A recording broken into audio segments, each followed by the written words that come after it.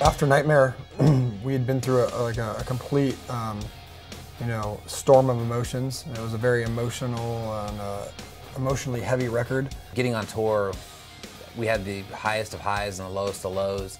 It's like, your best friend dies and all of a sudden you're recording a record for him in his memory.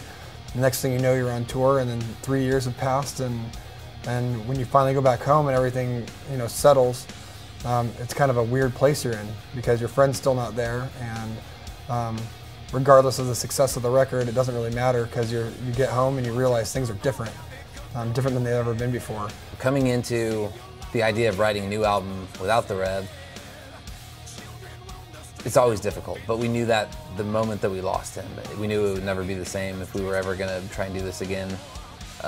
The world would definitely be at a loss for his brilliance as a songwriter. Emotionally, when we got back into the studio, it was tough, but we had, a sense of purpose, a definite architecture and philosophy to follow. So we weren't sitting there the whole time like, worrying about the past or worrying about anything other than, forging ahead and making a good record. And I think with us taking the time off, it allowed us to be in the studio and actually have our heads on straight and be, very clear in our vision. Everyone that I'm surrounded by are completely talented songwriters. It's absolutely incredible musicians. I'm inspired by them all the time, not just them as my friends, and they're some of the most witty, funniest guys you could ever be around, but they're talented. Sin, Matt, Johnny, everyone can write songs, myself.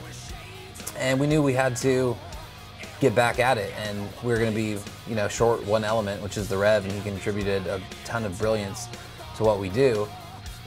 But on the same token, we got to a point where we felt ready to write and make the album we needed to make that the Rev would be proud of. It felt right to just go for it, unabashed, and make the groove metal record that just live and die by a riff per song that we wanted to do.